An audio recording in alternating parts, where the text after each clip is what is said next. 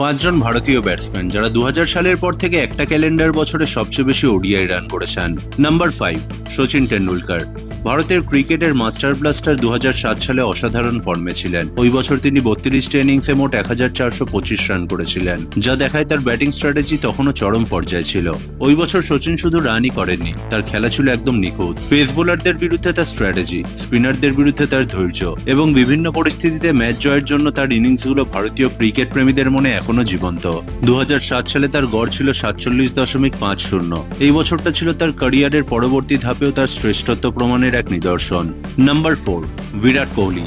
2017 সালে সত্যিই অসাধারণ ফর্মে ছিলেন। মাত্র 26টা ইনিংসে তিনি 1460 রান করেছিলেন, যা তাকে বিশ্বের সবচেয়ে ধারাবাহিক এবং আধিপত্যশীল ব্যাটসম্যানদের একজন হিসেবে প্রতিষ্ঠিত করেছিল।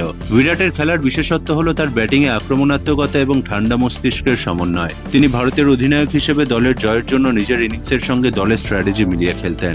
2017 সালে কোহলির ইনিংসগুলোর মধ্যে অনেকগুলো ছিল ম্যাচ জেতার জন্য গুরুত্বপূর্ণ।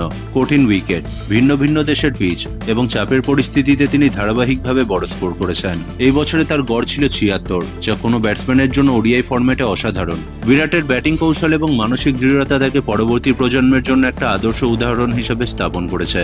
নাম্বার 3, রোহিত শর্মা।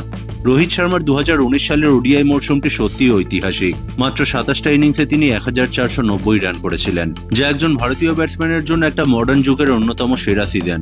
এই বছরে তিনি আইসিসি ক্রিকেট বিশ্বকাপে 5টা সেঞ্চুরি করেছিলেন, যা একেবারে একাডেমিক রেকর্ডে স্থান করে নেয়। রোহিতের ব্যাটিং স্টাইলের অন্যতম বিশেষত্ব হল বড় শট খেলার দক্ষতা, যেখানে তিনি লং অন এবং লং অফে ছক্কা মারার জন্য বিখ্যাত। 2019 সালে তার খেলা কেবল বড় রান করাই নয়, বরং ভারতের জয়ে নির্ভরযোগ্য অবদান রাখার প্রতিফলন।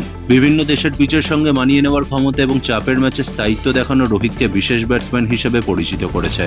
নাম্বার 2, সৌরভ গাঙ্গুলি। সৌরভ গাঙ্গুলি 2000 সালে এক অসাধারণ ওডিআই বছর কাটিয়েছিলেন। 32টা ইনিংসে 1579 রান করে তিনি ভারতীয় ব্যাটসম্যানদের জন্য এক নতুন মান স্থাপন করেছিলেন। গাঙ্গুলি শুধু ব্যাটসম্যানই ছিলেন না, তিনি অধিনায়ক হিসেবেও দলের দিক নির্দেশক। তার ব্যাটিং স্টাইলটা ছিল আক্রমণাত্মক, ধৈর্যশীল এবং দর্শনীয় স্ট্রোকরে সমৃদ্ধ। 2000 সালের এই সময় গাঙ্গুলির খেলা ভারতীয় ক্রিকেটের জন্য অত্যন্ত গুরুত্বপূর্ণ ছিল। তিনি কেবল রানই করেননি, দলের মানসিক দৃঢ়তা এবং আক্রমণাত্মক মনোভাবও দেখিয়েছেন। তার ইনিংসগুলো প্রায়শই ভারতকে জয়ের কাছাকাছি নিয়ে যেত। নাম্বার 1, শুভমান গিল। গিল 2023 সালে ভারতের ওডিআই ব্যাটিংয়ে এক নতুন অধ্যায় শুরু করেন। মাত্র 29টা ইনিংসে 1584 রান করে তিনি ওই বছরের হাইয়েস্ট রান স্কোরার হয়েছিলেন। গিলের খেলার সবচেয়ে বড় বৈশিষ্ট্য হলো তার স্থির মানসিকতা, নিখুঁত স্ট্রোক প্লে। শুভমানের ওই সিজনে ধৈর্য এবং আক্রমণাত্মকতার সমন্বয় তাকে অন্যদের থেকে আলাদা করেছিল। নতুন প্রজন্মের একজন ওপেনার হিসেবে তিনি ভারতীয় ব্যাটিং লাইনে স্থায়িত্ব এবং বিশ্বাস যোগ করেছেন। এই ফর্ম তাকে ভবিষ্যতের জন্য ভারতীয় ক্রিকেটের একজন প্রধান নেতৃত্বমূলক ব্যাটসম্যান হিসেবে তুলে ধরে।